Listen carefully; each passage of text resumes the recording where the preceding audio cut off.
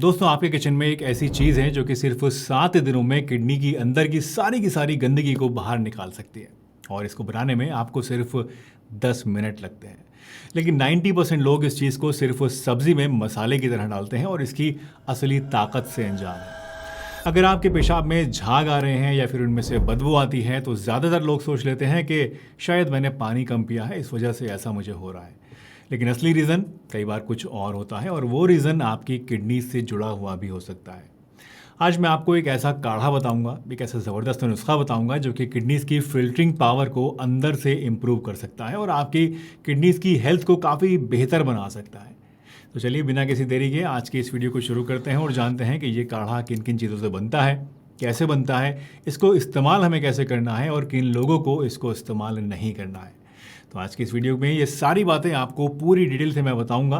लेकिन उससे पहले आप मुझे कमेंट करके बताइए कि आपको ये प्रॉब्लम कितने दिनों से है, एक हफ्ते से, एक महीने से या फिर सालों से, और आप किस शहर से ये वीडियो इस टाइम देख रहे हैं। हो सकता है कि मैं डायरेक्टली कमेंट में ही आपको कुछ ऐसा बता दूं जो कि आपकी प्रॉब्लम को हमेशा हमेशा के लिए दूर कर दे। तो कमेंट ज़रूर कीजिएगा। तो देखिए दोस्तों, जब आपके पेशाब में झाग आने लगे, नॉर्मल झाग नहीं बल्कि वैसे झाग जो कि फ्लश करने के बाद भी जाते नहीं हैं, तो इसका मतलब होता है कि आपके पेशाब में प्रोटीन लीक हो रहा है।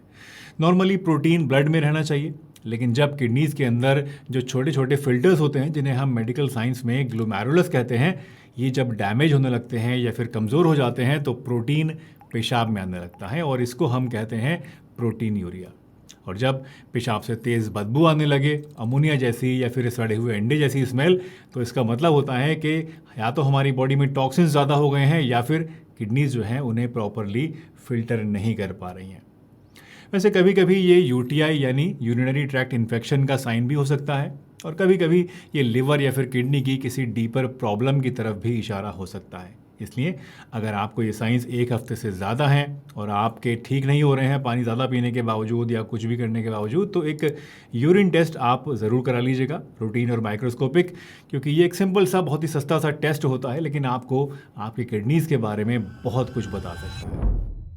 दोस्तों, आपकी किडनीज़ रोज़ाना लगभग 180 लीटर खून को फिल्टर करती हैं। जी हाँ, 180 लीटर रोज़ाना।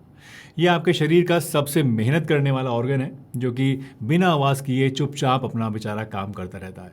लेकिन आज के टाइम में हम अपनी किडनीज़ के ऊपर क्या लोड डाल रहे हैं? ज़्यादा नमक, ज़्यादा प्रोसेस फूड्स, बिना ज़रूरत के ज़्यादा प्रोटीन सप्लीमेंट्स लेना, पानी कम पीना और ऊपर से पेन किलर्स का ओवर यूज़ करना। जब दर्द हुआ बस उठाया और पेन किलर ले ली। ये सभी चीज़ें मिलकर हमारी किडनीज़ के ऊपर लोड को बढ़ा देती हैं जिससे कि वो धीरे धीरे कमज़ोर हो सकती हैं। आयुर्वेद में इसके लिए एक वर्ड आता है आम, यानी जब डाइजेशन और फिल्ट्रेशन सही से बॉडी में काम नहीं करता तो वो जहरीली गंदगी जो कि बॉडी में जमा होती रहती है उससे हम कहते हैं आम, या फिर कई बार अमा भी उसको हम लोग बोल देते हैं। और जब ये आम जो है दोस्तों ये किडनीज़ के अंदर जमा होने लगती है तो पेशाब में झाग आने लगता है, बदबू आ जाती है और धीरे धीरे किडनी की फिल्टरिंग पावर भी कमज़ोर पड़ने लगती है। तो अब सवाल ये आता है कि किडनी की ये गंदगी आखिर साफ़ कैसे की जाए, और यहीं पर दोस्तों वो चीज़ हमारे काम आती है जिसके बारे में मैंने आपको वीडियो में शुरू में कहा था, जो कि आपके किचन में है लेकिन उसकी असली ताकत से आप अभी तक अनजान हैं। और वो चीज़ है धनिया। जी हाँ, साबुत धनिया और हरा धनिया। एक स्टडी में दोस्तों जो कि journal of plant foods for human nutrition में पब्लिश हुई थी, इसमें रिसर्चर्स ने ये पाया कि जब चूहे को कोरिएंडर लीफ एक्सट्रैक्ट गर्म करके 8 हफ्ते तक दिया गया तो उनकी किडनीज़ में आयरन, आर्सेनिक और कैडमियम जैसे जो हार्मफुल हैवी मेटल्स थे उनकी क्वांटिटी सिग्निफिकेंटली कम हो गई।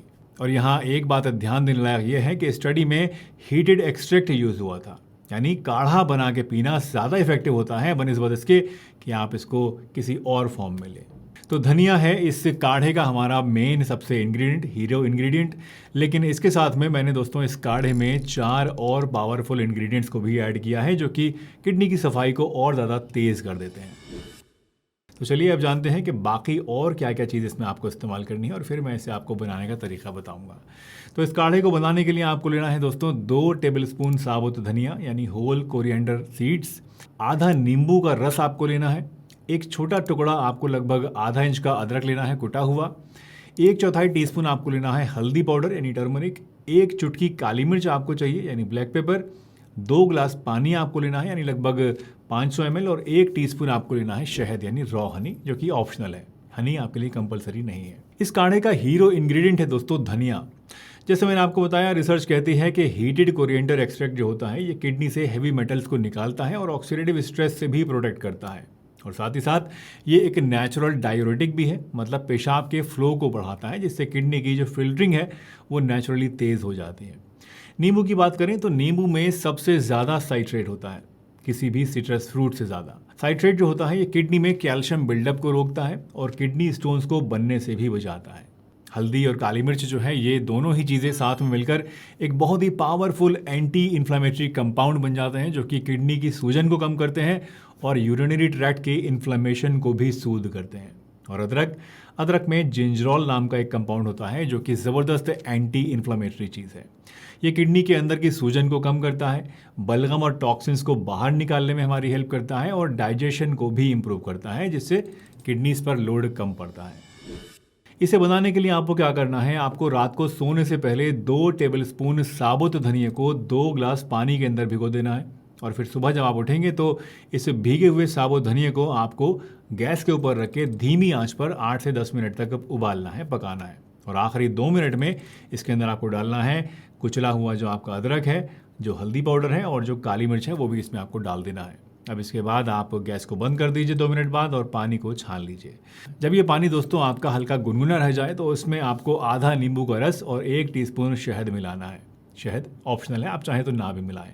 और उसके बाद खाली पेट सुबह में घूंट घूंट करके इसको आपको पीना है, नाश्ते से आधा घंटे पहले। इस काढ़े को आप पहले 7 से 10 दिन रोज़ाना सुबह खाली पेट बिना एक भी दिन छोड़े, बिना कोई नागा किए इस्तेमाल कीजिए रेगुलरली। और उसके बाद हफ्ते में 3 बार इसको लीजिए मेंटेनेंस के लिए, यानी एक दिन छोड़कर इसको आप लेते रहिए। और हाँ, इसके साथ दिन भर में आप 8 से 10 ग्लास सादा पानी ज़रूर पीजिए, क्योंकि ये जो काढ़ा है ये किडनी की सफाई तो करेगा लेकिन उसको बाहर फ्लश करने के लिए पानी की ज़रूरत पड़ेगी, तो वो आपको ज़रूर पीते रहना है। अगर पेशाब में आपको झाग आ रहे हैं तो काढ़े के साथ आपको 3 चीज़ें और भी ज़रूर फॉलो करनी है, जो कि आप नोट कर लीजिए। पहली चीज़ तो ये कि कुछ दिन के लिए आप ज़्यादा प्रोटीन वाले खाने को कम कर दीजिए। प्रोटीन शेक, ज़्यादा पनीर, ज़्यादा नॉनवेज, इन सभी चीज़ों को थोड़ा सा आप लिमिट में रखिए। दूसरा, नमक और प्रोसेस्ड फूड को कम कीजिए। चिप्स, नमकीन, अचार, इंस्टेंट नूडल्स, ये सारी चीज़ें जो हैं किडनी के ऊपर एक्स्ट्रा लोड डालती हैं, तो इनको अवॉइड कीजिए। और तीसरा, मिर्च मसाले, ज़्यादा तीखा और ऑयली खाना जो है उसको भी अवॉइड कीजिए। आयुर्वेद के हिसाब से ये सब चीज़ें पित्त बढ़ाती हैं और पित्त बढ़ने से यूरिनरी सिस्टम में जलन और इन्फ्लेमेशन हो सकता है। दोस्तों, बात करते हैं कुछ प्रिकॉशंस की कि किन लोगों को इस काढ़े को इस्तेमाल नहीं करना है। तो सबसे पहले तो अगर किडनी की कोई बहुत ही पुरानी डायग्नोस्ड बीमारी आपको ऑलरेडी है, जैसे कि क्रॉनिक किडनी डिजीज़, डायलिसिस आपकी चल रही है, तो बिना डॉक्टर की सलाह के इसको आप इस्तेमाल ना करें। दूसरे, प्रेग्नेंट या फिर ब्रेस्ट फीडिंग वुमेन अगर आप हैं तो पहले अपने डॉक्टर से आप ज़रूर पूछ लें। तीसरा, ब्लड थिनिंग की दवा अगर आपकी चल रही है तो हल्दी और अदरक जो है ब्लड को और ज़्यादा थिन कर सकते हैं, तो इस केस में भी आपको सतर्क रहने की ज़रूरत है। चौथा, लो ब्लड प्रेशर की अगर आपको प्रॉब्लम रहती है तो अदरक और धनिया जो है ये बीपी को और ज़्यादा कम कर सकते हैं, इसलिए सतर्क रहिएगा। पांचवा, अगर किडनी स्टोन्स आपको ऑलरेडी हैं तो पहले डॉक्टर से कंफर्म कर लीजिए कि आपके लिए ये काढ़ा सेफ़ है या नहीं, और उसके बाद ही इसको आप इस्तेमाल कीजिए। वीडियो अच्छी लगी हो तो लाइक कीजिएगा, अपने घर वालों के साथ शेयर कीजिए, और अगर चैनल पर नए हैं तो सब्सक्राइब भी ज़रूर कीजिए। मिलते हैं अगली वीडियो में, तब तक के लिए अपना ध्यान रखिए, हंसते रहिए, मुस्कुराते रहिए, रोज़ कुछ ना कुछ नया सीखते रहिए, ताकि आप रह सकें हेल्दी हमेशा।